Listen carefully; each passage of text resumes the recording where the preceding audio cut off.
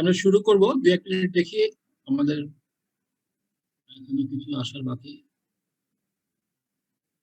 In the mean time তোমাদের কোনো প্রশ্ন বলো। আপনি ওই যে আমাদের एग्जांपल 3টা করতে দিয়েছিলেন, মানে দেখতে দিয়েছিলেন 1.1 থেকে 1.3। হ্যাঁ হ্যাঁ ওখানে একটা জিনিস বুঝিনি। বলো কি বুঝেনি, বলো না, বলে ফেলো। ওখানে একটা লেন্থ নেওয়া হয়েছে, ট্রিবিউটারি লেন্থ। ওটা কোনটা, কলামের অংশটা? জি স্যার। মানে কলামের বেলায় কতটুকু জায়গায় একটা কলামের উপরে কোথা থেকে লোড আসবে সেটাই বলতে যাচ্ছ? জি স্যার। আর 1.2 টাতেও ওখানে হলো 25 ফিট একটা লাইন নিয়েছে, আবার সে 25 ফিটটা আবার বিসি অংশে নিয়েছে 7.5, আবার সিডি অংশে নিয়েছে হলো 17.5 ফিট। এই 25 ফিটই কি তুমি আমাকে বেটার হচ্ছে তুমি একটু টিমে একটু প্রবলেমটাকে ডিফাইন করে একটু পোস্ট করো, আমরা পরে আবার আলাপ করব, ঠিক আছে? জি স্যার। তাহলে আমরা মনে হয় আমরা ক্লাসটা শুরু করে ওর প্রবলেমটা আমরা দেখবো স্পেসিফিক্যালি। একটু ছবি টবি কোথায় কোন জায়গাটা তুমি প্রবলেম একটু মার্ক করে বলো, আমরা পরে এটা নিয়ে ডিসকাস করবো। আমরা আজকের ক্লাসটা শুরু করি, তারপর আবার ওখানে পরে যাবো। Thank you sir. ওকে, আচ্ছা আজকে আমরা চ্যাপ্টার 3 পড়বো, এবং চ্যাপ্টার 3টা আমরা গতদিনে একটু আলোচনা করছিলাম মনে হয়। সেটা হচ্ছে আমরা বেসিক রিইনফোর্সড কনক্রিটের যে মেকানিক্স, এটা বোঝার চেষ্টা করব। মেকানিক্স মানে বোঝা যাচ্ছে যে এক্সটার্নাল লোড দিলে তার ভিতরে কোথায় কত স্ট্রেস হয়, কংক্রিটে কত স্ট্রেস হয়, স্টিলে কত স্ট্রেস হয়, বা একটা মেম্বার ম্যাক্সিমাম কত লোড নিতে পারে, এই জিনিসগুলো বের করার উপায়টা কি সেটা আমরা দেখবো। অর্থাৎ ফাইনালি যেটা বললাম সেটা হচ্ছে নমিনাল স্ট্রেংথটা কত সেটা আমরা বের করার জন্য আমাদের কি কি টুল আছে, বা আমাদের হাতে কিভাবে জিনিসটা আমরা করতে পারি, কি কি ইকুয়েশন বা কি কি অ্যাজাম্পশন নিতে পারি, সেগুলো আমরা আলাপ করবো। প্রথমে আমরা দেখবো আসলে ফান্ডামেন্টাল অ্যাজাম্পশন গুলা কি কি। এটা আগে বইতে এটা চ্যাপ্টার 1 এর মধ্যেই ছিল, এখন নতুন বইতে এটা চ্যাপ্টার 1 থেকে আলাদা হয়ে এটা চ্যাপ্টার 3 তে চলে গেছে। কোন কোন জায়গায় হয়তো তোমরা চ্যাপ্টার 1 লেখাও থাকতে পারে, আমি জানি না, মনে করতে পারি না। আচ্ছা, প্রথমে আমরা একটু দেখি যে আমরা যে রিইনফোর্সড কংক্রিটের বিহেভিয়ার বলি বা মেকানিক্স বলি, এটার মধ্যে বেসিক অ্যাজাম্পশন গুলা কি সেগুলো আমরা একটু আলোচনা করি। হ্যাঁ, এবং এই অ্যাজাম্পশন গুলা যদিও বলছি অ্যাজাম্পশন, বাট এগুলা মানে মানে আসলে অ্যাজাম্পশন শুনলে মনে হয় যে এটা ধরে নিচ্ছি, বাট দিজ আর মানে অ্যাকচুয়ালি কারেক্ট থিংস। এগুলা মানে কাল্পনিক কিছু না, এটা সত্যি সত্যি জিনিসই, এবং এই জিনিসগুলাই আমাকে এগুলাই ইউজ করেই আসলে আমরা বের করব আমাদের যে একটু আগে যেটা বললাম স্ট্রেংথ বা স্ট্রেসেস যদি বের করতে চাই, এগুলো হচ্ছে আমাদের টুল। আচ্ছা, 1 নম্বর হচ্ছে ইকুইলিব্রিয়াম। ইকুইলিব্রিয়াম মানে কি? মনে করো একটা বিম আছে, সেটা যেহেতু সেটা স্থির আছে, তার মানে সেটার উপরে যেসব ফোর্স কাজ করছে তাদের সামেশন 0 হবে। হ্যাঁ, এবং শুধুমাত্র এক্সটার্নাল ফোর্সের সামেশন 0 হবে তাই না, আমি যদি একটা সেকশন নিই তাহলে এক্সটার্নাল ফোর্স এবং ইন্টারনাল ফোর্সের এই যে সামেশন সেটাও 0 হবে। এটাকে বলে ইকুইলিব্রিয়াম। এটা তোমরা অলরেডি জানো, এটা তোমরা অনেক জায়গায় ইউজ করছো। আচ্ছা, এখন এটা হচ্ছে 1 নম্বর অ্যাজাম্পশন। শুনে খুব অবভিয়াস মনে হচ্ছে, বাট এটা দেখবো যে আমরা ইকুয়েশনটা এটা আমরা প্রথমে এটা ব্যবহার করবো। আচ্ছা, দ্বিতীয়ত হচ্ছে আমরা কিন্তু এখন যে মেটেরিয়ালটা নিয়ে কথা বলছি, এই মেটেরিয়ালটা একটা কম্পোজিট মেটেরিয়াল। অর্থাৎ এখানে দুই রকম মেটেরিয়াল আছে, একটা হচ্ছে কংক্রিট, একটা হচ্ছে স্টিল। এবং তারা কিন্তু পরস্পর, যখন আমরা স্টিলটা চারপাশে কংক্রিটটা কাস্টিং করি, যখন এটা শক্ত হয়ে যায় তখন স্টিল এবং কংক্রিট কিন্তু একসাথে মুভ করে। যখন তাদের লোড আসবে, তারা যখন ডিফর্ম করবে, এই ডিফর্মটা দুইজনের সমান হবে, এবং যার ফলে অর্থাৎ একটা একটা থেকে ছুটে আসবে না। এই কথাটা মানে হচ্ছে দুটার মধ্যে পারফেক্ট বন্ডিং এক্সিস্ট করে। এটা মানে স্লিপ করবে না। একটা যদি আমার যদি একটা কলামকে যদি আমি চাপ দিই, তার মধ্যে যে আমরা একটু ছবিতে দেখবো, তখন আমরা দেখবো যে যার মানে এটার শর্টেনিং যদি 0.1 ইঞ্চ শর্টেনিং হয়, তাহলে কংক্রিটেরও 0.1 ইঞ্চ শর্টেনিং, স্টিলেরও 0.1 ইঞ্চ শর্টেনিং, দুটা সমান সমান ডিফরমেশন হবে। বা এখানে স্ট্রেইন ফর্মে বলা হচ্ছে দুটা স্ট্রেইন সমান হবে। এটা স্ট্রেইন বলতে সারাউন্ডিং কংক্রিট এবং স্টিলের স্ট্রেইন সমান হবে।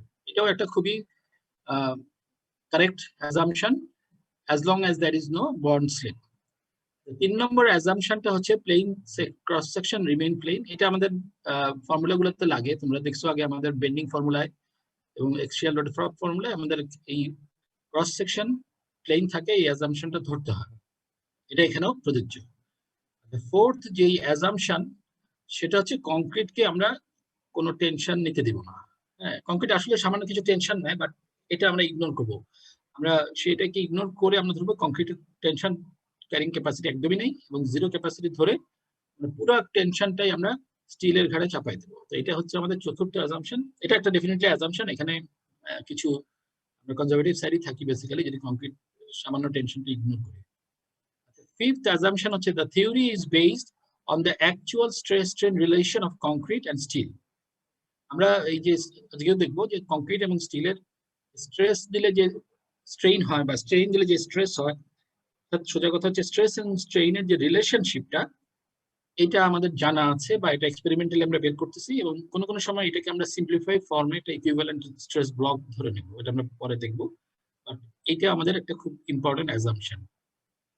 ফাইনালি একটা কথা বলে নিই, সেটা হচ্ছে এখানে এগুলো কিন্তু একটু বইয়ে পড়তে হবে, শুধুমাত্র আমার কথা শুনলে হবে না, একটু বইয়ে পড়তে হবে। ফাইনালি যেটা বলা হচ্ছে বইয়ে, এবং যেটা দরকারি ইম্পর্টেন্ট একটা কথা, সেটা হচ্ছে আমরা এইখানে অনেকগুলো ইকুয়েশন বের করতে পারবো। এখানে হুকস ল ইউজ করবো, ইকুইলিব্রিয়াম সামেশন ফোর্স ইকুয়াল 0 করব, বা এমআই বাই আই করব, বা আমাদের বিভিন্ন যে আমরা ইকুয়েশন জানি সেইগুলো আমরা বেসিক মেকানিক্স এর মতো করেই আমরা করব। But this are analytical approach. কিন্তু একই সঙ্গে খেয়াল করতে হবে রিইনফোর্স কংক্রিটের অনেক কিছুই আসলে এক্সপেরিমেন্টাল জিনিস থেকে আসবে, অর্থাৎ অ্যাকচুয়াল এক্সপেরিমেন্টের সাথেও কোনো কোনো সময় আমরা দেখবো যে অ্যাকচুয়াল এক্সপেরিমেন্টে কি আসে, বা অনেক জায়গায় অনেক এক্সপেরিমেন্টাল স্ট্যাটার আছে, সেগুলোকে আমরা ইউজ করব। বাট বেসিক্যালি ফাইনাল কথাটা হচ্ছে রিইনফোর্সড কংক্রিটের মেকানিক্সটা শুধুমাত্র অ্যানালিটিক্যাল ইকুয়েশনের উপর ডিপেন্ড করে না, এটা একই সঙ্গে কোনো কোনো জায়গায় একটু এম্পেরিক্যাল এবং এক্সপেরিমেন্টের উপর ভিত্তি করে এটা ডেভেলপ করা হয়েছে। এটা আমরা যত দিন যাবে আমরা কিছুটা বুঝতে পারবো, কোনো কোনো জায়গায় আমরা এক্সপেরিমেন্টালি বের করে আনবো।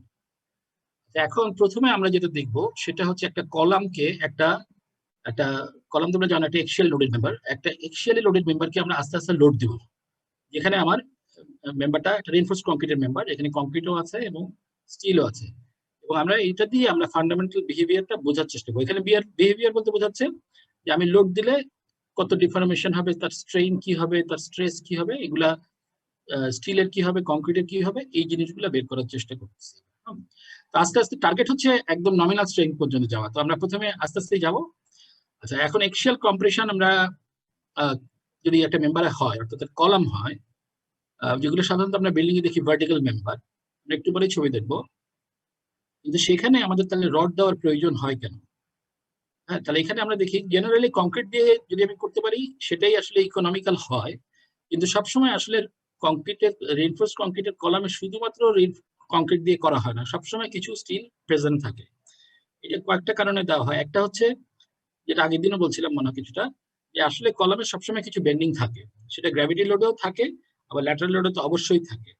তো যেহেতু বেন্ডিং থাকে, বেন্ডিং থাকা মানেই যে আমার টেনশন আসবে তা না, কিন্তু আমরা কিন্তু এই কথাটা বলতেছি কারণ আমরা প্রথমেই বলছি যেখানে টেনশন সেখানে রিইনফোর্সমেন্ট, কিন্তু আবার এখানে এসে একটু কন্ট্রাডিক্ট করে যে এক্সিয়াল লোড তো কলাম তো শুধু এক্সিয়াল লোড নিচ্ছে এবং শুধু কম্প্রেশনে আছে মনে হচ্ছে, তাহলে আমরা এখানে রিইনফোর্সমেন্ট দিচ্ছি কেন?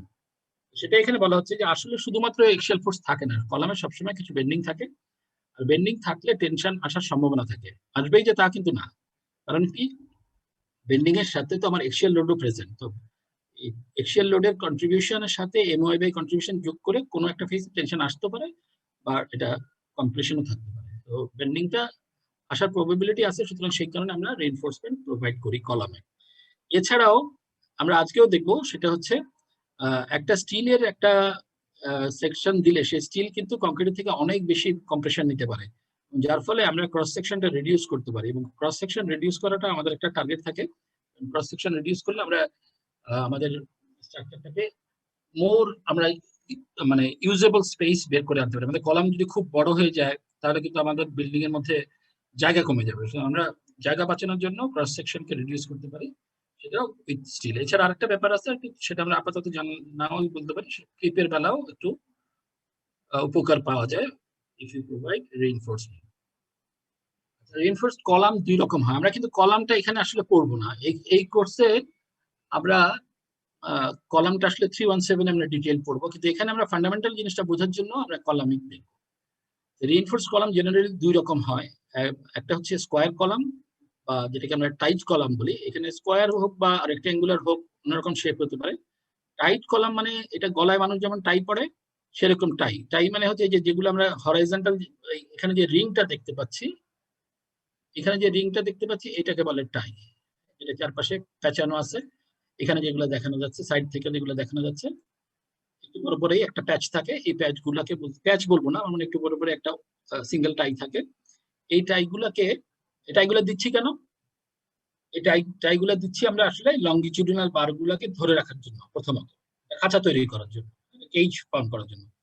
দ্বিতীয়ত খেয়াল করো, এখানে কিন্তু আমার কম্প্রেশন আছে, এখান থেকে হিউজ একটা কম্প্রেশন আমার চলে যাচ্ছে, তাই না?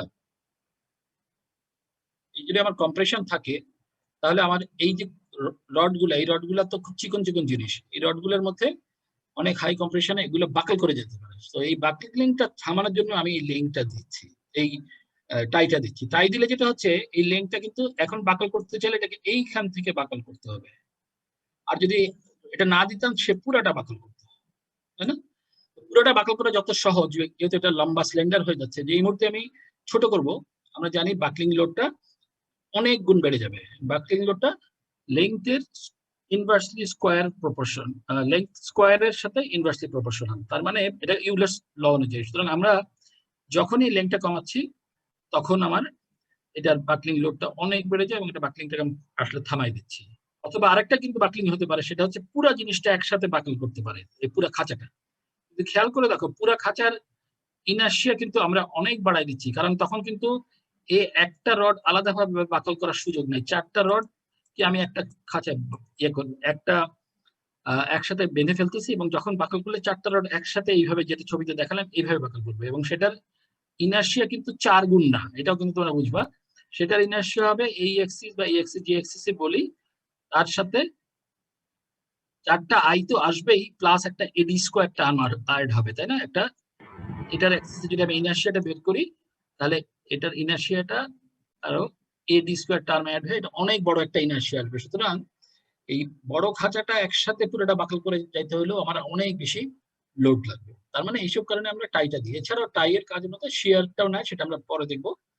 আরেক রকম কলাম আছে, সেগুলাতে এরকম স্পাইরাল দেওয়া থাকে, এরকম তোমরা যে হেলিক্যাল স্প্রিং এর এক্সপেরিমেন্ট করছো, সেরকম অনেক ঘন ঘন এরকম একটা প্যাচ দেওয়া থাকে। এগুলোকে বলে স্পাইরাল। তো এগুলার কাজ হচ্ছে একই, আগের মতোই, খাঁচা বাঁধা, বাকলিং থামানো, কিন্তু এট দ্য সেম টাইম এটা কনফাইনমেন্ট দেয়। এটা আমরা পরবর্তীতে আমরা 317 দেখবো যে কনফাইনমেন্ট দিলে কিছু উপকার পাওয়া যায়। এখন আমরা এই একটা টাইট কলাম নিয়ে এটাকে লোড দিয়ে দেখবো যে এটাতে কি হয়। এখন আমরা মনে করলাম আমাদের টাইট কলামটার মেটেরিয়ালটা হচ্ছে কংক্রিট, যেটা 4000 পিএসআই কংক্রিট, যেটাকে আমরা এফসি প্রাইম বলি। হ্যাঁ, এফসি প্রাইমটা 4000 পিএসআই। তো এটা মানেটা কি? এটা মানে হচ্ছে এটা সিলিন্ডার স্ট্রেংথ। প্রথমত এটা এক্সপেরিমেন্ট থেকে বের করে আনা হচ্ছে সিলিন্ডার স্ট্রেংথ, এবং সেটার ভ্যালুটা 28 দিনের সিলিন্ডার স্ট্রেংথ। এবং সিলিন্ডার টেস্ট তোমরা করছো, কিভাবে করে? 3টা সিলিন্ডার নেয়, তাই না? সেগুলোর ক্রস সেকশনটা আমরা মাপি, মেপে আমরা সেটাকে আমাদের যে লোডিং মেশিনে ঢোকার আটকায় দিয়ে আমরা মেবি 1.5 মিনিট, 2 মিনিট, 2.5 মিনিটের মধ্যে মানে টেস্টটা শেষ করি। 2.5 মিনিটের মধ্যে আমি এটাকে লোড দিয়ে ভেঙে ফেলি। যে লোডে এটা ভাঙে, ম্যাক্সিমাম যে লোডটা নেয়, সেইটাকে আমি এরিয়া, ক্রস সেকশনাল এরিয়া দিয়ে ভাগ দিয়ে আমি একটা পিএসআই তে একটা স্ট্রেংথ পাই। এটাকে স্ট্রেংথ বলছি এই কারণে, কারণ this is the maximum stress that can be taken by this cylinder. আচ্ছা, এখন এই 3টা সিলিন্ডারের অ্যাভারেজ করি। আচ্ছা, এখন এই টেস্টটাই হচ্ছে আমার এই যে আমাদের এই বিগ কার্ভটা যেটা দেখানো হচ্ছে, এই বিগ কার্ভটাই হচ্ছে আমার এই লাইনটা। সেটা হচ্ছে এই লাইনটা, যে আমি কুইকলি এক্সপেরিমেন্ট করতেছি। দেখো যে 4000 পিএসআই, এদিকে যদি যাই দেখো এই ভ্যালুটা হচ্ছে 4000 পিএসআই। তার মানে 4000 পিএসআই হচ্ছে আমার মেটেরিয়ালটা, প্রথমে আমি বুঝে ফেললাম। আচ্ছা, এর সাথে আমার আরেকটা কার্ভ আঁকা আছে, সেটা হচ্ছে স্লো লোডিং, সেটা হচ্ছে সি। এটার মানে কি একটু বুঝি। এখন এই এক্সপেরিমেন্টটাই আমি যদি 2.5 মিনিটের মধ্যে না করে আমি যদি খুব আস্তে আস্তে করতাম, আস্তে আস্তে করার ব্যাপারটা আসতেছে কেন? কারণ ইন রিয়েল লাইফে একটা স্ট্রাকচার তোমরা দেখছো কিভাবে কাজ হয়। আমাদের দেশে মানে খুবই স্লো কাজ হয়। আস্তে আস্তে তোমার একটা করে কলাম বাঁধে, তারপরে কলামটা কাস্টিং হয়, তারপরে আমরা এটাকে সে মেবি 28 দিন রেখে দিচ্ছি, তারপরে আবার একটা কলামের আরেকটা অংশ কাজ হয়, তারপরে বিমের রড বানতেছে, স্ল্যাবের রড বানতেছে, তারপরে একটা স্ল্যাব হয়, তারপরে আবার কলাম হয়। তার মানে একটা কলাম তো শুধু একটা স্ল্যাবের ওজন নিচ্ছে না, অনেক ওজন নিচ্ছে। তার মানে একটা কলাম লোডেড হতে হতে আমার মেবি 2 বছর লেগে যাচ্ছে। আর যেখানে আমি ল্যাবে টেস্ট করতেছি হচ্ছে 2.5 মিনিটে। তো আমরা যদি সেইভাবে স্লোলি ল্যাবে টেস্ট করতাম তাহলে আমরা এই সি কার্ভটা পেতাম। দেখা গেছে তাড়াতাড়ি যদি টেস্ট করি, যেটা জেনারেলি আমরা এক্সপেরিমেন্ট যেটা করি সেটা হচ্ছে এটা। আর সেই এক্সপেরিমেন্টে যদি আমি মনে করো একদম 2 বছর ধরে আস্তে আস্তে লোড দিই, তাহলে দেখা যাবে এই ভ্যালুটা অনেক কম আসে। অনেক মানে কি সিগনিফিকেন্ট কম আসে। কত কম? যদি ওখানে 4000 পিএসএ আসতো তাহলে এখন আসবে তার 85% of 85% of the strength that is obtained in fast loading in laboratory. Okay, এখন তার মানে এখানে কিন্তু আমরা একটা জিনিস শিখে পেলাম, এটাও কিন্তু একটা এক্সপেরিমেন্টাল ভ্যালু। তার মানে এক্সপেরিমেন্ট থেকে দেখা গেছে আমরা যদি সিলিন্ডার স্ট্রেংথ পাই ল্যাবের থেকে, যদি পাই 4000 পিএসআই, অ্যাকচুয়ালি আমরা অ্যাকচুয়াল যে আমার কনস্ট্রাকশন হবে স্লো, সেখানে আসলে আর একটু কম আসবে। তো কত আসে? 4000 এর 85% করলে আসে 3200, তাই না? দেখো তো, ক্যালকুলেটর চেপে দেখো তো, 4000 3400 আসছে। কে 0.85 দ্বিগুণ করলে আসে, সরি 3400, 3400 পিএসআই। হ্যাঁ 3400। তাহলে এটা হচ্ছে, তাহলে আমরা অ্যাকচুয়ালি সাইটে এটা পাবো, যেহেতু এটা সাইটে একটা স্লো লোডেড অবস্থা থাকে। একই সঙ্গে এই গ্রাফে আমরা স্টিলটাকেও প্লট করতেছি। স্টিলটাকে কিভাবে প্লট করতেছি? স্টিলের গ্রাফটা হচ্ছে এরকম। আমাদের মেটেরিয়ালটা হচ্ছে এইটা 60 গ্রেড। আমরা পুরোটা প্লট না করে আমরা এই পর্যন্ত প্লট করলাম। দেখো এখান থেকে আমি এই কার্ভটা হচ্ছে এই কার্ভের ওই স্টিলের প্রথম অংশটা ইল পর্যন্ত প্লট করছি। দেখো 60 কেএসআই, এটা এই এক্সিসে দেখানো হচ্ছে এফএস, তাহলে এই ভ্যালুটাই হচ্ছে আমার এফওয়াই। এখানে লেখছে এফএস, যখন এফএস বলছি তার মানে হচ্ছে স্ট্রেস, আর ম্যাক্সিমাম ভ্যালুটাকে বলছি আমি এফওয়াই। আর কংক্রিটের বেলায় স্ট্রেস লেভেলে বলতেছি এফসি, আর ম্যাক্সিমাম যখন বলতেছি তখন এই ভ্যালুটাকে বলতেছি, ম্যাক্সিমাম ভ্যালুটা হচ্ছে এফসি প্রাইম। এখন তাহলে আমরা জিনিসগুলো বুঝলাম। আচ্ছা, এখানে এখন অনেকগুলো জিনিস দেখার বিষয় আছে। তো স্টিলটা ইল্ড করতেছে কত স্ট্রেংথে? যেহেতু আমার মেটেরিয়ালটা হচ্ছে 60 কেএসআই, তাহলে আমার এটা ম্যাক্সিমাম এখানে ইল্ডিং হচ্ছে 60 কেএসআই, এটা আমরা বুঝে ফেললাম। এটা করসপন্ডিং স্ট্রেনটা কত হবে? এই স্ট্রেনটা কত হবে? এটা খুব সোজা, যেহেতু এই পর্যন্ত অলমোস্ট হুকস ল, আমরা যদি এখানে এই স্ট্রেট লাইন পর্যন্ত আঁকতাম তাহলে মানে আর একটু কারেক্ট আসতো। যদি আমি, যেহেতু হুকস ল ভ্যালিড, তাহলে আমি strain epsilon y equal to হবে কত হবে? উপরে হবে 60,000 ডিভাইডেড বাই মানে এফ ওয়াই, নিচে আসবে স্টিলের ইএস, তাই না? এটাই তো আমার হুকস ল। তো এখন বসায় দেখো তো কত আসে 60,000 এর জন্য। ক্যালকুলেটর টিপো, যে 60,000 ডিভাইডেড বাই স্টিলের ইল্ড হচ্ছে, সরি স্টিলের ইয়ংস মডুলাস হচ্ছে 29 × 10⁶। তার ভাগ দিলে কত আসে দেখো স্ট্রেইন ভ্যালুটা 0.00207, তাই না? আগে দুইটা শূন্য, দশমিক 0.00207, এই ভ্যালুগুলো একটু খেয়াল রাখতে হবে, ঠিক আছে? আচ্ছা, তার মানে আমরা এই জিনিসটা বুঝতে পারলাম যে স্টিল কিন্তু ইল্ডে যায় অনেক বেশি স্ট্রেইনে, তাই না? এটা এই পর্যন্ত সে স্ট্রেট লাইন ধরতে পারি আমরা। আর কংক্রিটের বেলায় কি হচ্ছে সেটা একটু দেখি। কংক্রিটের বেলায় কিন্তু একটু পরেই এটা স্ট্রেট লাইন নাই, দেখো একটু পরেই যদি বি বলি বা সি বলি, একটু পরেই এটা আর আমাদের স্ট্রেট লাইন নাই। আমরা একটু পরের স্লাইডে যাই, দেখি পরের স্লাইডে কি বলা হচ্ছে। পরের স্লাইডে বলা হচ্ছে, এবার আমরা রেঞ্জ গুলোকে চিন্তা করি। সেটা হচ্ছে যে কংক্রিটের বেলায় এফসি প্রাইম বাই 2 এই পর্যন্ত আমরা স্ট্রেট লাইন ধরতে পারি এবং ইলাস্টিক ধরতে পারি। এটা এক্সপেরিমেন্ট। ইলাস্টিক মানে কি বলতো? ইলাস্টিক আর প্রপোর্শনাল কিন্তু এক না। ইলাস্টিক কথাটার মানে কি, যে একটা জিনিসকে আমি লোড করলাম, সে ডিফর্ম করলো, লোড সরাই নিলাম, সে আবার জিরো স্ট্রেইনে ফেরত গেল, অর্থাৎ আগের অবস্থায়। প্রথমে সে জিরো স্ট্রেইনে ছিল, লোড দিলাম, একটা সার্টেন স্ট্রেইন হলো, লোডটা চলে গেল, আবার জিরো স্ট্রেইনে গেল, কোনো পার্মানেন্টলি কোনো ড্যামেজ হলো না, এটাকে বলে ইলাস্টিক, ঠিক আছে? আর দ্বিতীয়ত হচ্ছে আরেকটা প্রপার্টির কথা এখানে বলতেছি, সেটা হচ্ছে প্রপোর্শনাল, স্ট্রেস এবং স্ট্রেইন প্রপোর্শনাল, যেটা আসলে হুকস ল। হ্যাঁ, এটা হচ্ছে মানে এটাকে বলে, এটা আর ইলাস্টিক কিন্তু এক না, কারণ প্রপোর্শনাল না হয়েও কিন্তু ইলাস্টিক হতে পারে। সুতরাং এটা কংক্রিটের বেলায় এফসি প্রাইম বাই 2 পর্যন্ত স্ট্রাকচারটা কংক্রিট ম্যাটেরিয়ালটা ইলাস্টিকও থাকে আবার প্রপোর্শনাল থাকে। এটা একটা প্রপার্টি, আমরা এখনই ছবিতেও দেখতে পাবো। এবং এইটা স্ট্রেসের বেলায় এফসি প্রাইম বাই 2 পর্যন্ত থাকে। আর স্ট্রেইন যদি আমি চিন্তা করি, এটা দশমিকের পরে 3.05 এই ভ্যালু পর্যন্ত আমরা স্ট্রেট লাইন ধরতে পারি। আমরা আবার ছবিতে ফেরত যাই। দেখো কংক্রিটের বেলায় দেখি, আমরা বি কার্ভটাই দেখি। দেখো এটা যদি আমার 001 হয়, তাহলে আমরা ধরতে পারি এই পর্যন্ত সে স্ট্রেট লাইন আছে, এই পর্যন্ত সে স্ট্রেট লাইন আছে। এবং এই ভ্যালুটা আমরা যদি আমরা আবার দেখি, এবং অর্ধেক পর্যন্ত মোটামুটি এই জায়গা পর্যন্ত 4000 পিএসআই কংক্রিটের এই পর্যন্ত দেখো, এই পর্যন্ত দেখো অলমোস্ট স্ট্রেট লাইন। এরপর থেকে এটা ডেভিয়েট করছে, ডেভিয়েট করে এটা কার্ভ হয়েছে। ঠিক আছে, তাহলে আমরা কংক্রিটের বেলা শিখলাম কংক্রিট ইলাস্টিক এবং প্রপোর্শনাল থাকে এফসি প্রাইম বাই 2 পর্যন্ত, এবং স্ট্রেইনের ভ্যালুটা 0.0005 পর্যন্ত। এর পর্যন্ত সে নাকি আমরা স্ট্রেট লাইন ধরতে পারি। এটা একটা অ্যাজাম্পশন, কারণ আসলে তো একটু একটু করে আগের থেকে এটা লিনিয়ারের দিকে যাচ্ছে। তাহলে আমরা এটাকে স্ট্রেট লাইন হিসেবে ধরলাম। এরপরে ভালো করেই লিনিয়ার থেকে ডেভিয়েট করে। এখন আমরা তাহলে দেখতে পাচ্ছি কংক্রিটের বেলায় এফসি প্রাইম বাই 2, স্ট্রেন 0.0005 পর্যন্ত ইলাস্টিক এবং প্রপোর্শনাল। আর স্টিলের বেলায় হচ্ছে আমরা একটু আগে যেটা দেখলাম, স্টিল ইল্ড পর্যন্ত তাকে স্ট্রেট লাইন ধরা যায় এবং ইলাস্টিকও ধরা যায়। এরপরে কিন্তু স্টিল যদি আমি ইল্ড করে যাই, লোড যদি সরাই ফেলি, এটা কিন্তু আর ইলাস্টিক থাকে না। তোমরা দেখবা যে লম্বা হয়ে যায়, তাই না? পার্মানেন্টলি ডিফরমেশন হয়, আর জিরোতে ফিরে যায়। এই স্ট্রেনটা হচ্ছে 0.002। এই ভ্যালু দুটো একটু খেয়াল রাখো। স্টিলের বেলায় 002 হচ্ছে ইল্ড ফর 60 গ্রেড স্টিল, আর কংক্রিটের বেলায় 0.005 হচ্ছে তার লিনিয়ার রিলেশন রাখতে পারে। এখন তাহলে আমরা এবার আমরা শেখার চেষ্টা করি। এবার একটু আগে আমরা জানলাম যে আমাদের দুটো স্ট্রেইন সমান হবে, যেহেতু দুটো মেটেরিয়াল। একটা আমি এখানে ছবিতে দেখাই।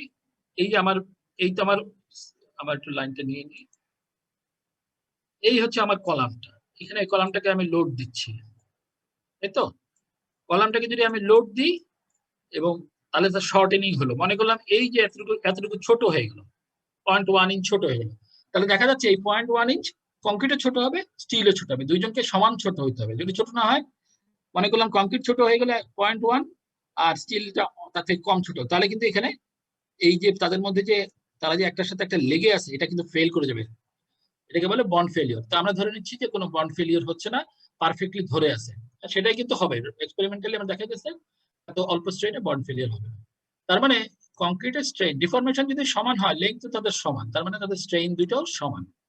স্ট্রেইন যদি সমান হয়, আমরা এক্ষুনি দেখলাম যে লিনিয়ার রেঞ্জে আছে তারা, অল্প যখন স্ট্রেস থাকে। তাহলে আমরা হুকস ল লিখতে পারি। এটা হচ্ছে তাহলে Hooke's law, stress versus modulus, stress versus modulus. তাহলে এখান থেকে কিন্তু আমরা একটা জিনিস পাচ্ছি যে এফ এস ইকুয়াল টু হয়ে যাবে এই ইএস টা উপরে চলে গেল ইসি ইন্টু এফসি। এই জিনিসটা দেখো, এই ফর্মুলাটা আমরা এখান থেকে পেলাম হুকস ল থেকে। অর্থাৎ স্টিলের স্ট্রেস হবে ইএস বাই ইসি, স্টিলের মডুলাস ডিভাইডেড বাই স্টিল কংক্রিটের মডুলাস ইন্টু এফসি। বলো sir, FS equal to NFC, এটা শুধুমাত্র ইলাস্টিক লিমিট পর্যন্ত এই ফর্মুলাটা ব্যবহার করা যাবে, এমন না? হ্যাঁ, ইলাস্টিক লিমিট পর্যন্ত যাবে। আসলে শুধু ইলাস্টিক না বলে আমরা বলবো ইলাস্টিক এন্ড প্রপোর্শনাল। একটু আগে যেটা বললাম, অর্থাৎ অর্ধেক এফসি প্রাইম বাই 2 পর্যন্ত এবং স্ট্রেইন 0.005 পর্যন্ত এই ফর্মুলাটা ভ্যালিড। ঠিক আছে, এরপর এটা ভ্যালিড হবে না, কারণ এরপর তো এই হুকস ল ভ্যালিড না। এই যে আমার যে হুকস লটা আমি ইউজ করলাম, এই হুকস ল এর রেঞ্জটা আমি একটু আগে বলে দিলাম যে এই পর্যন্ত হুকস ল ভ্যালিড কংক্রিটের বেলায়। স্টিলের বেলায় কিন্তু ভ্যালিড, স্টিলের অংশটা ভ্যালিড আছে, কিন্তু এই অংশটা কিন্তু এরপরে আর সহজ সরল পথে চলতেছে না, এটা আর স্ট্রেট লাইন রিলেশনশিপ নাই। এটা তো আসলে y ইকুয়াল টু mx, দেখতে পাচ্ছ, এটা হচ্ছে y, এটা হচ্ছে m, এটা হচ্ছে x। y equal to mx হচ্ছে স্ট্রেট লাইন রিলেশন। এই হুকস লটা আমার একটা সার্টেন কংক্রিট দেখলাম কোন রেঞ্জে থাকে একটু আগে বললাম। আচ্ছা, এখন এখানে একটু ডান দিকে একটু দেখে নিই। স্যার, এই এফসি আর এই এফএস টা তো স্যার আমরা যেটা ইল্ড পাইলাম সেটা সমান না স্যার, সেটা হচ্ছে কম কিছু হবে না স্যার? এটা কম, অনেক কম, এটা অনেক কম। আমরা তো এখন যে রেঞ্জে স্ট্রেনে আছি, এই রেঞ্জে স্ট্রেন হচ্ছে 1, 2, 3, 5, এর বেশি যাইতে পারছে না। সেটা স্টিল বলো কংক্রিট বলো, দুটো তো আবার সমান, তাই না? সুতরাং এই স্ট্রেনটা কিন্তু অনেক কম স্যার। এটা কি প্রপোর্শনাল লিমিট যে পর্যন্ত আছে স্ট্রেনের সেটা? সেটা, এবং এটা কিন্তু কংক্রিট দিয়ে গভর্ন হচ্ছে, কারণ কংক্রিটটা অনেক তাড়াতাড়ি নন লিনিয়ার চলে যাচ্ছে, তাই না? সুতরাং সেই ভ্যালুটার এর বেশি না। আচ্ছা এখন দেখো ইএস এর ভ্যালুটা আমি জানি, ইসির ভ্যালুটা এই ফর্মুলা তোমরা জানো না দেখে আমি সাইডে লিখছি। কংক্রিটেরও একটা মডুলাসের একটা ফর্মুলা আছে। একটা জিনিস খেয়াল রাখবা, কংক্রিটের যত ফর্মুলা আছে এই সেটা আমরা পরে দেখবো, কংক্রিটের প্রপার্টি গুলা সবসময় এই এফসি প্রাইমের সাথে কানেক্ট করা আছে। এবং তাহলে এই ফর্মুলা কোথায় পেলাম? তাহলে এটাও একটা এক্সপেরিমেন্টাল ফর্মুলা, এটাও একটা এম্পিরিক্যাল, অনেক এক্সপেরিমেন্ট করে দেখা গেছে যে এই ফর্মুলাটা ভ্যালিড। এবং খেয়াল করে দেখো তাহলে কংক্রিটের এর ভ্যালু হচ্ছে 3.6 আর ওটা হচ্ছে 29, তাই না? কেএসআই তে যদি বলি, কেএসআই মানে হচ্ছে কি পার স্কয়ার ইঞ্চ, তাহলে এন এর মান কত? এন হচ্ছে ইএস বাই ইসি। তার মানে যদি আমি মেটেরিয়াল ওয়াইজ চিন্তা করি তাহলে এই ই এর ভ্যালুটা কি? ই হচ্ছে একটা স্টিফনেস প্রপার্টি, এটা কিন্তু খেয়াল করবা, ই কিন্তু স্ট্রেংথ প্রপার্টি না, স্টিফনেস প্রপার্টি মানে কি ডিফরমেশন কত হবে সেটা। আর মানে এন এর বেলায় আমরা দেখতে পাচ্ছি এন মানে মডুলার রেশিও, বা সহজ কথায় স্টিলের ই এর ভ্যালু কংক্রিটের কত গুণ, তাই তো? এবং দেখতে পাচ্ছি আমরা 8 গুণ। এই পার্টিকুলার যদি আমি 4000 পিএসআই কংক্রিট বলি তাহলে এটা 8 গুণ। এবং বইতে যেটা লেখা আছে এই ভ্যালুটা সবসময় ইন্টিজার করে নেব, রাউন্ড করে ইন্টিজার করে নেব, ঠিক আছে? এটা কোনো সময় আমরা ফ্র্যাকশন করবো না, কারণ এটা আসলে এম্পিরিক্যাল ফর্মুলা বলতেছে, এটা এম্পিরিক্যালি বের করা হয়েছে, এটার উপরে অনেক স্ক্যাটার আছে রেজাল্ট গুলো, সুতরাং এটাকে খুব কারেক্টলি বের করার চেষ্টা করো না, এটা অ্যাপ্রক্সিমেটলি 8 ধরা হচ্ছে। তার মানে কি, সহজ কথায় বলি, তার মানে এখন যদি আমি বলি একটা এখানে যদি চাপ দিলে আমি যদি এখানে 100 পিএসআই কংক্রিটের স্ট্রেস হয়, তাহলে কংক্রিটের স্ট্রেস যদি 100 পিএসআই হয়, স্টিলের স্ট্রেস হবে 800 পিএসআই। এটা কি সবাই বুঝছো? এটা মানে হচ্ছে এই রেঞ্জে এই লটা ফলো করবে। বুঝে ফেলছি আমরা যে স্টিল দেওয়ার উপকার আছে, স্টিলের দামও বেশি, স্টিল লোডও বেশি নেবে, স্ট্রেসটা যখন তারা সমান সমান স্ট্রেইন হবে, সমান সমান স্ট্রেইন হলে স্টিল যে পরিমাণ স্ট্রেসড হবে, কংক্রিট তার 8 ভাগের 1 ভাগ স্ট্রেসড হবে, ঠিক আছে? এটা কিন্তু একটা, যতক্ষণ পর্যন্ত হুকস ল ততক্ষণ এটা ভ্যালিড। আচ্ছা এখন দেখো, এবার আমরা ফর্মুলার দিকে যাই। এবার আমার এক্সটার্নাল লোডটা মনে করলাম আমি পি, এক্সটার্নাল লোড, খেয়াল করো পি লোড অ্যাপ্লাই করলাম। এই পি লোডটা নিবে কে কি? যদি আমি এখানে একটা সেকশন নিই, এটা হচ্ছে এক্সটার্নাল লোড, আর ইন্টারনাল লোডটা কি হবে? স্টিলের স্ট্রেস বা স্টিলের যে ফোর্স আর কংক্রিটের যে ফোর্স, সেই ফোর্স। তার মানে এই ইকুয়েশনটা হচ্ছে একটা equilibrium equation. External load equal to হচ্ছে কংক্রিটের ইন্টারনাল ফোর্স প্লাস স্টিলের ইন্টারনাল ফোর্স। এটাকে আমরা সবাই বুঝি সমান সমান ভাগ, মানে টোটাল লোডটা সমান সমান না, কিছু অংশ নেবে কংক্রিট, কিছু অংশ নেবে স্টিল। কারণ কি, দুজনেই স্ট্রেসড হচ্ছে, আমরা দেখতে পাইলাম এক্ষুনি, কিন্তু তাদের স্ট্রেসটা সমান না। আমরা আশা করি বুঝতে পারছি। আচ্ছা এখানে যেটা করতেছি, তাহলে আমরা এফএস এর জায়গায় আমরা এখন এনএফসি লিখে দিতে পারি, কারণ এফএসটা স্টিলের স্ট্রেসটা N times of concrete stress. তাহলে আমরা এখানে বুঝে ফেললাম এই জিনিসটা। আমরা এখন পরের স্লাইডে যাই। তাহলে আমরা যদি এফসিটা কমন নিই, এফসিটা যদি আমরা কমন নিতে পারি, তাহলে আমরা দেখতেছি এসি প্লাস এন এএসটি একটা ফর্মুলা পাই। অর্থাৎ এই ফর্মুলা যদি তাকাই আমরা, বাম দিকের সেকশনটা ছিল এটা, এখানে এটাকে গ্রাফিক্যালি দেখানো হচ্ছে। আচ্ছা এসি মানে কি? তাহলে এসি মানে হচ্ছে কংক্রিটের এরিয়া। তো কংক্রিটের এরিয়া ছবিতে কি দেখা যাচ্ছে? এখানে কংক্রিটের এরিয়াটা কতটুকু? কংক্রিটের এরিয়াটা হচ্ছে হ্যাচ এরিয়াটা হচ্ছে কংক্রিটের এরিয়া। এখানে কয়েকটা টার্ম আছে, একটা হচ্ছে গ্রস এরিয়া। গ্রস এরিয়া হচ্ছে পুরো এরিয়াটা। পুরো এরিয়ার মধ্যে দুটো জিনিস আছে, একটা হচ্ছে কংক্রিট আছে আর কালো কালো স্টিল আছে, 6টা স্টিল দেখতে পাচ্ছি আমরা। তার মানে আমরা এসি বলতে বুঝবো এই পুরো এরিয়া থেকে এই 6টা ফুটা যদি বাদ দিই তাহলে পাবো এসি। এসিটা হচ্ছে নেট কংক্রিট এরিয়া। আর পুরো সেকশনটা যদি, এটা যদি 10 ইঞ্চি বা এটা 20 ইঞ্চি হয়, 200 ইঞ্চি স্কোয়ার যদি আমি পাই, তাহলে 200 ইঞ্চি স্কোয়ার হচ্ছে তার গ্রস এরিয়া। আচ্ছা এটা যদি বুঝে থাকি আমরা, এবার এটাকে, এই ফর্মুলাটার মানেটা কি আমরা একটু দেখি। এই ফর্মুলাটার মানে হচ্ছে অ্যাকচুয়াল সেকশনটাকে, খেয়াল করো এখন এই সেকশনে কিন্তু আমরা পুরো জিনিসটাকে এফসি দিয়ে চিন্তা করতেছি, মানে পুরো সেকশনটাকে আমি একটা ইকুইভ্যালেন্ট সেকশন করছি, যেটার এরিয়াটা হচ্ছে এইটা। এটা হচ্ছে ইকুইভ্যালেন্ট একটা সেকশনের এরিয়া যেখানে কোনো স্টিল নাই। যে স্টিলটাকে আমি রিপ্লেস করতেছি n times of steel area, তখন এই এন টাইমস হয়ে গেলেই স্টিল এরিয়াটা কংক্রিট এরিয়াতে ইকুইভ্যালেন্ট একটা ট্রান্সফর্মড এরিয়াতে চলে যাচ্ছে। এটা হচ্ছে ছবিতে যদি দেখাই, আমি রড গুলাকে রিপ্লেস করলাম, রড কালোগুলাকে সরাই দিয়ে ইকুইভ্যালেন্ট আমি এই দুই পাশে কান বের করে দিলাম। এই কান বেরটাই হচ্ছে ইকুইভ্যালেন্ট এরিয়া। কত গুণ হবে আমরা একটু আগে দেখছি, স্টিল যদি নেয়, কংক্রিট যদি নেয় 100 পিএসআই, তার 8 গুণ হবে স্টিল, তার মানে আমরা 8 গুণ এরিয়া দিয়ে রিপ্লেস করলাম। ঠিক আছে, তো রিপ্লেস করলাম, এটা কি সবাই বুঝতে পারছো? তাহলে এটাকে বলছি আমরা ট্রান্সফর্ম এরিয়া বা একটা ইকুইভ্যালেন্ট কংক্রিট এরিয়া। আচ্ছা, তাই যদি পার্ট হয়, 2টা কেন আসতেছে স্যার নিচে? কোনটা বুঝি নাই। AST/2 এটা 2 আছে, দুই পাশে দুটো আছে, এই নিচে একটা আছে, উপরে একটা আছে, বা ডানে একটা বামে একটা, এইভাবে দেখাইছে। হ্যাঁ, ওটা নিয়ে বাদর করো না, বাট টোটাল এরিয়াটা এই ছবিতে দেখাইছে, একটা ডানে একটা বামে একটা যোগ করলে তোমার এটা আবার একটা হয়ে যাচ্ছে। হ্যাঁ, আচ্ছা, এখন সেটা নিয়ে তোমরা ইয়ে করো না। এটা আসল কথা হচ্ছে এই এক্সট্রা এরিয়াটা, এই যে আমার 4টা এরিয়া দিলাম, এই যে 4টা এরিয়া বের করলাম, এই 4টা এরিয়া এই 6টা রডের ইকুইভ্যালেন্ট বেসিক্যালি, তাই তো? এখন দেখো এখানে কিন্তু ফুটা রয়ে গেছে, কারণ আমার তো গ্রস সেকশনের মধ্যেও কিন্তু এই ফুটাগুলো ছিল।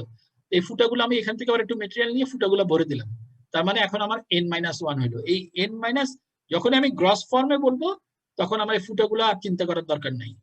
আর যদি তুমি আলাদাভাবে চিন্তা করতে চাও, তাহলে তোমাকে নেট সেকশন ধরলে আর n-1 হবে না। মানে এই ফর্মুলাটাকে এখন আমি এইভাবে লিখলাম যে আমার P ইকুয়াল টু হবে FC AG হচ্ছে গ্রস সেকশন প্লাস n-1। এই nটা কি তাহলে? n হচ্ছে স্টিলের এরিয়াকে আমি ইকুইভ্যালেন্ট কংক্রিট এরিয়াতে নিলাম, আর একটা বাদ দিলাম কেন? এই ফুটাগুলো ভরে ফেলার জন্য একটা করে এরিয়া বাদ গেল, একটা এরিয়া কংক্রিটের এরিয়া বাদ দিয়ে দিলাম। তাহলে এই যে ফর্মুলা, এই ফর্মুলাটাই হচ্ছে আমার ট্রান্সফর্ম সেকশনের ফর্মুলা। তাহলে এই ফর্মুলাতে আমি কি কি জানি, কি কি জানি না, সেটা একটু দেখি। দেখো, গ্রস সেকশন আমি জানি 10/20 ইঞ্চি একটা কলাম, তার মানে গ্রস সেকশন 200 ইঞ্চি স্কোয়ার। তার মধ্যে মনে করলাম 5 ইঞ্চি স্কোয়ার রড আছে, তার মানে AST টাও আমি জানি। n এর মান আমি জানি কিভাবে? n এর মান হচ্ছে আমাদের রড আছে মেবি 8, তাহলে n-1 হচ্ছে 7। তাহলে এই অংশটা হচ্ছে আমাদের ট্রান্সফর্ম সেকশনটার এরিয়া কত, সেটা আমি বের করে ফেলতে পারলাম। এই সেকশনটা একটা ইকুইভ্যালেন্ট এরিয়া। এটা কিসের ইকুইভ্যালেন্ট? মানে কংক্রিট, স্টিলটাকে আমি রিপ্লেস করলাম কংক্রিট দিয়ে, পুরো জিনিসটাকে আমি এখন কংক্রিট হিসাবে চিন্তা করতেছি। যার ফলে আমি এখন কংক্রিটের স্ট্রেসটা যদি আমি তোমাকে বলে দিই যে কংক্রিট স্ট্রেস যদি 100 PSI হয়, তাহলে এই কলামটা কত লোড নিছে, বা উল্টা করে যদি বলি যে আমি 100 PSI এর বেশি লোড দিতে চাচ্ছি না, কত লোড দিব। ঠিক আছে, এইভাবে আমি এখন এটা কত পর্যন্ত এফসিটা যেতে পারবো সেটা দেখার বিষয়। এটা আমি 50% পর্যন্ত, একটু আগে বললাম যে এই এফসি প্রাইমের ম্যাক্সিমাম যদি 4000 PSI হয়, তাহলে আমি 2000 PSI পর্যন্ত এই ফর্মুলাটা ভ্যালিড থাকবে। এই ট্রান্সফার, এই যে আমরা দেখলাম, এরপরে এই ফর্মুলাটা আর ভ্যালিড থাকবে না। এটা কি সবাই বুঝতে পারছো? বলো এবার। স্যার, ট্রান্সফর্ম সেকশন যদি করতে বলে স্যার, তখন আমি বি এবং সি যে কোনো একটা ইকুয়েশন দিয়ে করতে পারবো? এই যে তোমার এই যে এই ইকুয়েশনটা ট্রান্সফর্ম সেকশনের, এই ইকুয়েশনটা ট্রান্সফর্ম সেকশনের। জি স্যার, ঠিক আছে, যদি বলে না দেওয়া থাকে গ্রস সেকশন দিয়ে করো, তাহলে তো না যে কোনো সেটা তুমি একটা তোমার দিয়ে- ইচ্ছা। সেক্ষেত্রে যেমন এইখানে যদি আমি এই ফর্মুলা দিয়ে করতাম, তাহলে আমার এসিটা বের করতাম কেমনে? এসিটা তো স্বাভাবিকভাবে আমি এজি মাইনাস এএসটি করেই বের করবো, তাই না? এসি জি মানেই তো স্যার। Net section. দুইটা ফর্মুলা একই জিনিসই, জাস্ট আমি দুইভাবে চিন্তা করলাম। জি sir, thank you sir. Formula দুটার মধ্যে কোনো আসলে কোনো পার্থক্য নেই। এখন তুমি এজি মানে হচ্ছে গ্রস সেকশন, এসি মানে নেট সেকশন, আর নেট সেকশন এসি মানেই হচ্ছে এজি মাইনাস এএসটি। ঠিক আছে, এটা আমরা বুঝতে পারছি, খুব সিম্পল জিনিস। তো এখানে তার মানে আমি পুরো একটা সেকশনের মধ্যে কংক্রিট আছে, স্টিল আছে, কিন্তু আমি এটাকে রিপ্লেস করলাম উইথ এ ট্রান্সফর্ম সেকশন, যেটা শুধুমাত্র কংক্রিটের, শুধু হ্যাচ দিয়ে দিচ্ছে, এবং সেটার এরিয়ার বেলায় স্টিলের এরিয়াটাকে n টাইমস করবো, একটা বাদ দিতে হচ্ছে কারণ ফুটাটাকে ভরতে হচ্ছে। এখন আমরা পরের স্লাইডে চলে যাই, আমরা একটা প্রবলেম করি। এই 3.1 প্রবলেমটা এখানে দেওয়া আছে। আমরা একটু, আমার মনে হয় আমি একটু হাতে করছি, যে এই প্রবলেমগুলো আমি আসলে বোর্ডে করি, সব প্রবলেমই আমি সাধারণত বোর্ডে করি। এখান থেকে আমি বোর্ডটাকে আমি একটু হাতে লিখছি। সেটা কি? এই একটা কলাম আছে, যেটা 16 ইঞ্চি বাই 20 ইঞ্চি একটা কলাম, যেটার মধ্যে 6টা নাম্বার 9 বার দেওয়া আছে। নাম্বার 9 মানে কি? এই নাম্বার সাইনটা মানে যে, এই নাম্বার মানে হচ্ছে 9 নম্বর বার, মানে হচ্ছে এটার ডায়ামিটার 9/8 ইঞ্চি, বা বাংলায় আমরা বলি 9 সুতা বার।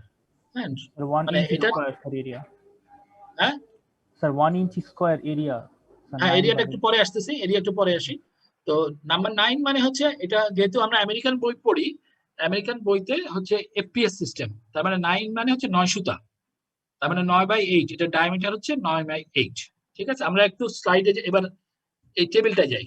তোমাদের বইয়ের পিছনে অ্যাপেন্ডিক্সে দেখো এই এই জিনিসগুলো বলা আছে। এই জিনিসটা কিন্তু তোমরা যারা সিভিল ইঞ্জিনিয়ারিং করবা বা প্র্যাকটিস করবা তাদের তো মনে রাখতেই হবে এই কোর্সের জন্য এই টেবিলটা, মানে আমি সবসময় ক্লাসে বলি মানে টেবিলের কিছু অংশ মনে রাখতে হবে, মুখস্থকে না বলুন কিন্তু এই টেবিলটা মনে রাখুন। সোজা কথা হচ্ছে এটাই, মানে এটা যদি তুমি ক্যালকুলেট করো তাহলে কিন্তু মিলবে না, কারণ এগুলা সব হচ্ছে নমিনাল সাইজ। হ্যাঁ, সুতরাং যেমন আমরা এখন যেটা ইউজ করলাম সেটা হচ্ছে এইটা, আমরা একটু দেখাই জিনিসটা কি। এই বারটা ইউজ করলাম, এখানে দেখো ইঞ্চ পাউন্ড, এটা মানে হচ্ছে এপিএস সিস্টেমে 9 নম্বর বার, মানে তার ডায়ামিটার হচ্ছে এই যে এটা হচ্ছে তার ডায়ামিটার 9/8 ইঞ্চ ডায়ামিটার। আর এসআই মেথডে এটাকে 29 সাইজের বার, 29 সাইজের বার আসলে বাজারে কোনো নাই, বাংলাদেশে কিন্তু অবশ্য তুমি 9 নম্বর বার বলে কোনো বার পাবা না, এটা কিন্তু একটা জিনিস বুঝবা। এটা তোমরা যখন তুমি এই কোর্সটা করতেছো তখন আমরা এটা মনে রাখবো যে 9 নম্বর বার, কিন্তু যখন আমরা আবার অ্যাকচুয়াল প্র্যাকটিসে যাব আমাদের বাংলাদেশের যতবার সব হচ্ছে মিলিমিটার সাইজ। যেমন আমাদের দেশে এই বারটা আছে 25 সাইজটা আমাদের বার আছে, 32ও আছে, কিন্তু 29 সাইজের কোনো বার নেই। আমাদের বাজারে যেটা পাওয়া যায় সেটা 28 mm বার আমাদের এসআই মেথডে। হ্যাঁ, ওটা পরে একটু সামান্য অ্যাডজাস্ট করতে হবে। স্যার এখানে 29 মিমি বুঝাচ্ছে? হ্যাঁ, এটা 29 মিলি, এটা ডায়ামিটার 29 মিলিমিটার। তোমরা করে দেখো এইটার থেকে কনভার্ট করলে কত মিলিমিটার আসে, দেখো যে 1.128 এত ইঞ্চি যদি হয় তার ডায়ামিটার ইন্টু 25.4 যদি করি এটা আসে 28.65, এটার ইকুইভ্যালেন্টটা হচ্ছে 29 মিলিমিটার। হ্যাঁ, বাজারে আমাদের বাংলাদেশে 29 বার বলে কোনো বার নাই, 28 বার আছে। আচ্ছা, এখন দেখো আমাদের জন্য দেখার বিষয় হচ্ছে আমাদের মনে রাখতে হবে আসলে এই ভ্যালুটা, এটা ক্রস সেকশনাল এরিয়া হচ্ছে 1 ইঞ্চি স্কয়ার। তোমরা ক্যালকুলেট করে দেখো, এটা হয়তো একটু ডিফারেন্ট আসতে পারে, কিন্তু এই কারণে তুমি যদি π/4 স্কয়ার করে করো তাহলে একটু করে ডিফারেন্স হবে, কিন্তু সেটা কিন্তু তাহলে এটা ভুল হবে। নমিনাল এরিয়াটা হচ্ছে এইগুলাকে একটু মাথায় রাখতে হবে যে আমাদের 3 নম্বর বার 0.1 0.2। আমরা যখন ছাত্র ছিলাম আমাদের ক্লাসে স্যার কিন্তু এসে পড়া জিজ্ঞেস করতেন যে তুমি বলো 6 নম্বর বার, না 6 নম্বর বার বলো, তখন বলতে হবে 0.44। সুতরাং এই জিনিসটা কিন্তু এখন থেকে কিন্তু আমাদের এটা মেমোরাইজ করতে হবে, ঠিক আছে? আমরা মুখস্থকে না বলবো কিন্তু এটা মনে রাখবো, এটা কিন্তু খুব দরকার। বিশেষ করে আমাদের এই 11 পর্যন্ত বার, এই বারগুলার সাইজ এরিয়াগুলা আমাদের মনে রাখতে হবে।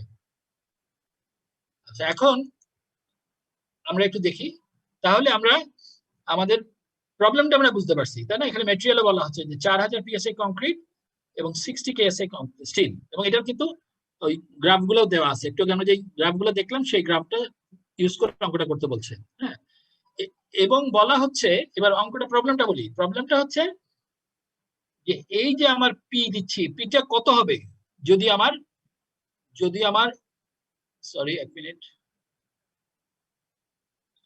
যদি কংক্রিটকে অর্থাৎ এফসি কে আমি 1200 পিএসআই পর্যন্ত নিয়ে যাই তাহলে পি এর মান কত হবে? তাহলে প্রথমে আমরা দেখি যে 1200 মানে এটা 4000 পিএসআই এর অর্ধেকের কম আছে, তাই না? এবং আমরা গ্রাফেও দেখতে পাইছি একটু আগে যে 2000 পিএসআই পর্যন্ত স্ট্রেট লাইন ধরা যায়। তার মানে 1200 পিএসআই পর্যন্ত এটাকে আমরা ইলাস্টিক এবং প্রপোর্শনালের যে লিমিটটা এখনই আমরা দেখলাম এই রেঞ্জে বিবেচনা নিতে পারি। প্রথমে এটা বুঝলাম। তাহলে আমাদের ফর্মুলা তো একটু আগে দেওয়াই আছে। তাহলে আমরা প্রথমেই দেখতেছি আমার গ্রস সেকশন, গ্রস এরিয়া কত? 16 × 20, তাই না? আমরা 320 ইঞ্চি স্কয়ার হচ্ছে গ্রস। তার মধ্যে আসলে কংক্রিট একটু কম আছে, তাই না? এই 6 ইঞ্চি স্কয়ার। স্টিলের এরিয়া কত? একটু আগে আমরা দেখলাম টেবিলে 1 ইঞ্চি স্কয়ার হচ্ছে এরিয়া 9 নম্বর বারের, তাহলে 6 ইঞ্চি স্কয়ার। আচ্ছা, ক্রস সেকশনে আবার এটা একটু খেয়াল করি, পার্সেন্টেজ অফ গ্রসের 2% থেকে কম আছে, ঠিক আছে? এটা একটু মাথায় রাখি। এফসির ভ্যালু বলে দেওয়া হচ্ছে 1200 পিএসআই, তার মানে আমরা ইলাস্টিক এবং প্রপোর্শনাল লিমিটে আছি। ওকে, খুব ভালো কথা। এবার আমরা প্রবলেমের দিকে যাই। আচ্ছা, তাহলে প্রথমে আমরা এইখানে জিনিসগুলো আরেকবার করছি, কোনো দরকার ছিল না। এটা বেসিক্যালি আমরা কি ইউজ করলাম আবার একটু মনে করি, ইকুইলিব্রিয়াম করলাম, কারণ এক্সটার্নাল ফোর্সের সাথে ইন্টারনাল ফোর্সের ইকুইলিব্রিয়াম করলাম। ওই আগের মতোই আরেকবার হুকস ল ইউজ করে আমি দেখালাম যে এন টাইমস স্টিল স্ট্রেসটা এন টাইমস হবে। তার মানে এটাকে যদি আমি পুরোটাই কংক্রিট স্ট্রেসে কনভার্ট করি, ফর্মুলাটা এই ট্রান্সফর্ম স্ট্রেসের ফর্মুলা আসবে। তাহলে এখানে দেখো আমি অলরেডি 3টা জিনিস ইউজ করলাম। একটা হচ্ছে ইকুইলিব্রিয়াম ইউজ করলাম, পারফেক্ট বন্ড ধরে ইকুয়াল স্ট্রেইন ধরলাম, হুকস ল ইউজ করে স্ট্রেট লাইন ধরলাম যেহেতু আমার স্ট্রেসের লেভেলটা কম আছে, এবং ফাইনালি ট্রান্সফর্মড এরিয়াতে কনভার্ট করতে পারলাম। তারপরে তো আমার সোজা, তারপরে আমি জাস্ট ফর্মুলায় বসাই দিলাম, ঠিক আছে? ফর্মুলাটা এভাবে বসাইতে পারি।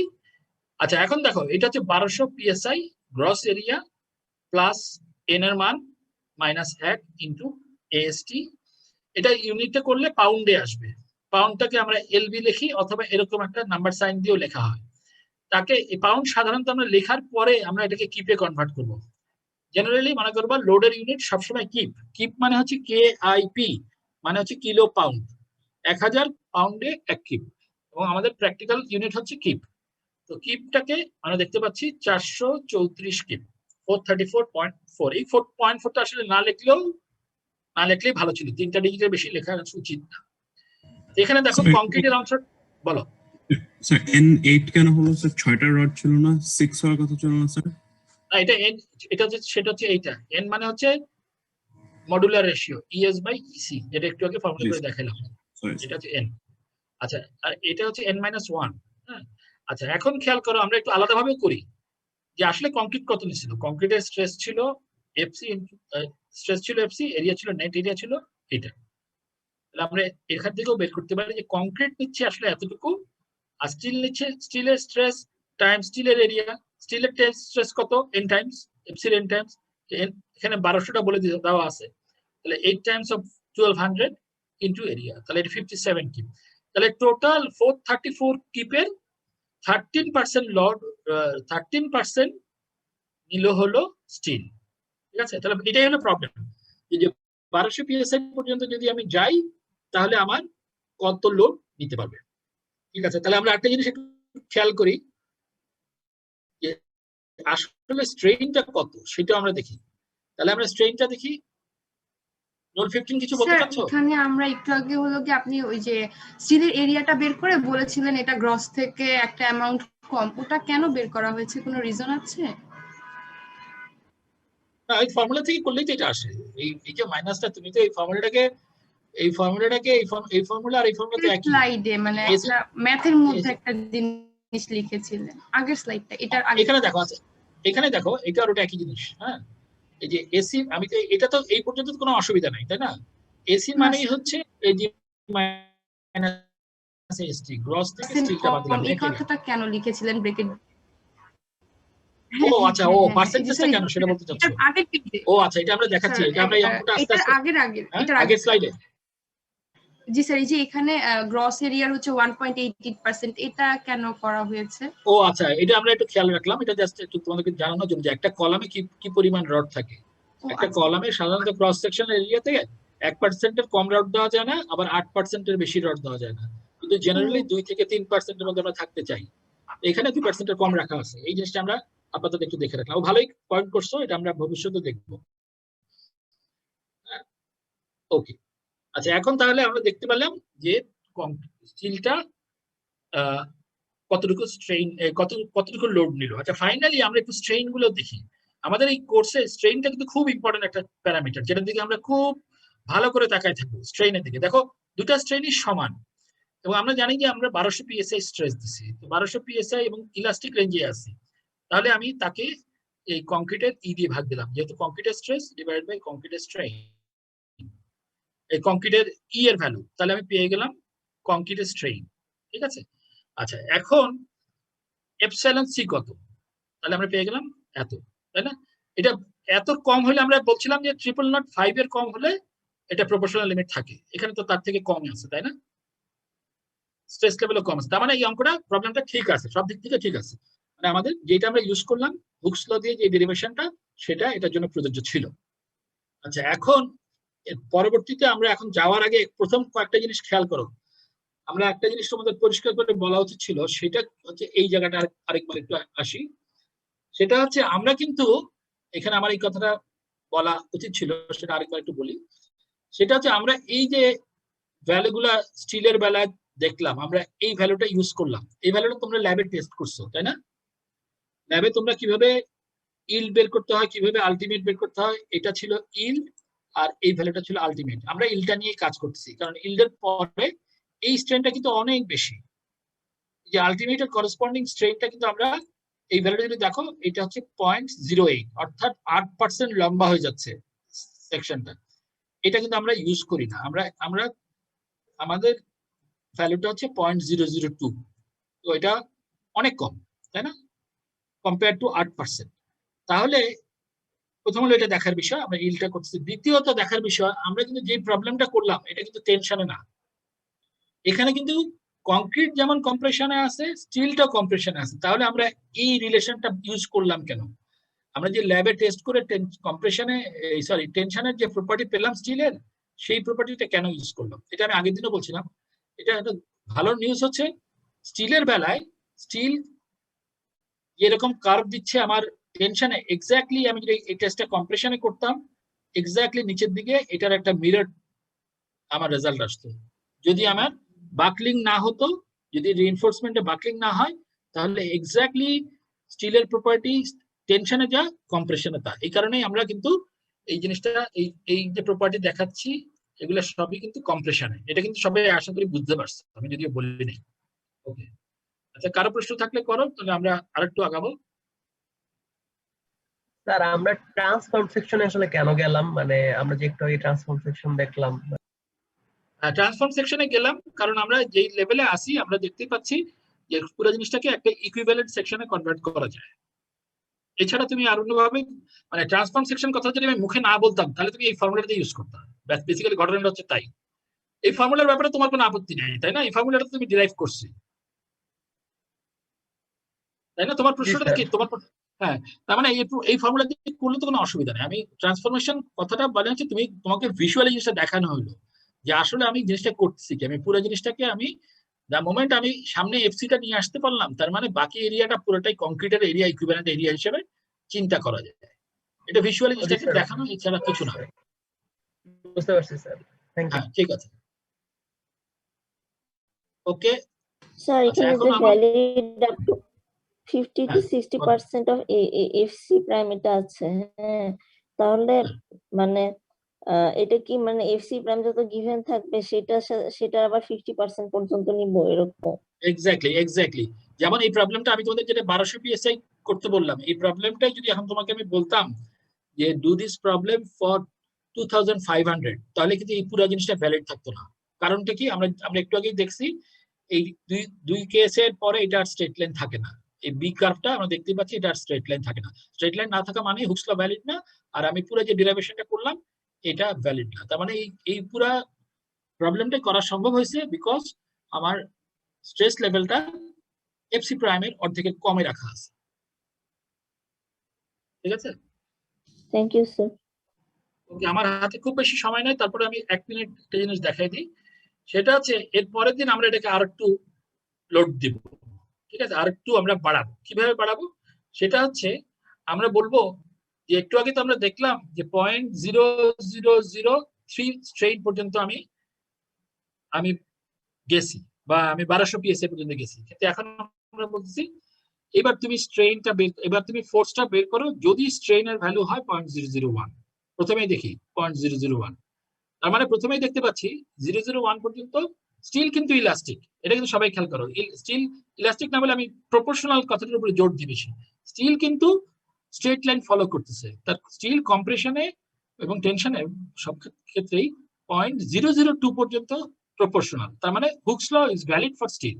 তাহলে স্টিলের স্ট্রেসটা কিন্তু আমি বের করে ফেলছি। দেখো স্টিলের বেলায় আমি স্টিলের স্ট্রেসটা, সরি, আচ্ছা আমার মানে ক্লাসটাও শেষ, তারপরে আমি দেখাই। আচ্ছা, সেখানে হচ্ছে আমি স্টিলের, আচ্ছা আমি শেষ করে দিচ্ছি 1 মিনিট। তার মানে স্টিলের স্ট্রেসটা আমি বের করতে পারছি যে আমি যদি 0.001 পর্যন্ত যাই, তাহলে স্টিলের স্ট্রেসটা এত হবে, এই বিষয়ে কোনো সন্দেহ নেই। কিন্তু কংক্রিটের স্ট্রেসটা আমি আর হুকস ল থেকে বের করতে পারবো না, সোজা কথা। তো হুকস ল থেকে না বের করলে অসুবিধা কি? আমার কাছে তো গ্রাফ আছে, গ্রাফ থেকে বের করবো। আমি যেটা করবো সেটা হচ্ছে এই গ্রাফ থেকে আমার 0.001 এর করসপন্ডিং স্ট্রেসটা বের করবো। সরি, আমি এখান থেকে এই 0.001 এর করসপন্ডিং স্ট্রেসটা আমি একবার এটার জন্য করব, একবার এটার জন্য করব। এই দুটো স্ট্রেস আমি এখান থেকে বের করে নেব। এই ভ্যালুগুলোকে আমি যে স্ট্রেসটা বের করতে পারছি, এটা লিনিয়ার থাকবে না, সুতরাং হুকস ল ইউজ করতে পারবো না। দ্যাটস ইট, প্রবলেম কিন্তু এটাই। আচ্ছা, প্রশ্ন করো। কংক্রিট ফেল করবে না স্যার? কংক্রিট এখনো ফেল করবে না, কিন্তু কংক্রিট কিন্তু ফেল করবে এখানে। স্যার এখানে যে সি কার্ভটা আছে এটাও কি ওই ল্যাব থেকে স্লো লোডিং করে নেওয়া নাকি এটা রিয়েল ফিল্ড না, এটাও কন্ডিশন? ল্যাব থেকে স্লো লোডিং এ নেওয়া, ল্যাব থেকে অনেক স্লো লোডিং এ নেওয়া, বাট এটা রিপ্রেজেন্ট করে রিয়েল কনস্ট্রাকশন সিচুয়েশন। ওকে, তাহলে আমরা কি এখানে শেষ করবো আজকে মনে হয়? আচ্ছা, আমার স্লাইড গুলো যথারীতি অনেক চেঞ্জ হয়ে গেছে, কতদিনের পরে অনেক হাতে অনেক কিছু অ্যাড করছি, এগুলো সব আমি আপলোড করে দিব। আর যেটা হচ্ছে তোমরা তাহলে এতটুকু পর্যন্ত বুঝতে পারছো আশা করি। এরপর দিন আমরা এই লিনিয়ারের বাইরে গিয়ে আমরা যখন নন লিনিয়ার রেঞ্জে যাব তখন আমরা বেসিক্যালি কার্ভ ইউজ করে করব, কিন্তু তখন কি ফেলিয়ার হয়ে যাচ্ছে বা কতটুকু পর্যন্ত ফেলিয়ার পর্যন্ত যাওয়াটাই আসলে আমাদের টার্গেট। আমি আসলে আজকে আর কি যাবো ভাবছিলাম, একটু স্লো হয়ে গেছে, অসুবিধা নেই, আমরা আগামী দিন এখানে করবো। তাহলে আজকে আমরা এখানে শেষ করি, স্যার বিকজ আমার আচ্ছা প্রশ্ন থাকলে প্রশ্ন করো, হ্যাঁ বলো। স্যার আমরা যারা sir irregular batch sir registration করছি স্যার, তাদের স্যার টিমসে অ্যাড করে দিলে স্যার আমরা পড়াশোনা শুরু করতে পারতাম স্যার কনক্রিট। আচ্ছা শোনো, আচ্ছা একটু বলে রাখি, টিমসে আমি সবাইকে অ্যাড করে দিব, কিন্তু দ্যাট ডাজন্ট মিন যে সবাই রেজিস্টার্ড। সুতরাং আমি কিন্তু এখন যারা যারা রিকোয়েস্ট পাঠাচ্ছ সবাইকে অ্যাড করে দিব, কিন্তু রেজিস্ট্রেশন করাটা কিন্তু তোমার দায়িত্ব। টিমে থাকা মানেই রেজিস্টার্ড না, আমরা পরে চেক করে যারা রেজিস্টার্ড না তাদেরকে কিন্তু ওখান থেকে বের করে দিব। সুতরাং এটা কিন্তু মানে এই বিষয়ে কোনো কনফিউশন নেই, টিমের সাথে রেজিস্ট্রেশনের সম্পর্ক নেই। ঠিক আছে, তোমরা জুমে কানেক্ট হয়েছো, এখন আমি টিমেও সবাইকে অ্যাড করে দেবো, যারা যারা চাচ্ছ সবাইকে টিমে অ্যাড করে দেবো। জি স্যার, থ্যাংক ইউ স্যার। ওকে, তাহলে আমরা এখানে শেষ করি। আসসালামু আর কারো আলাইকুম। প্রশ্ন আছে কোনো? মনে হয় নাই, তাহলে আমরা শেষ করি।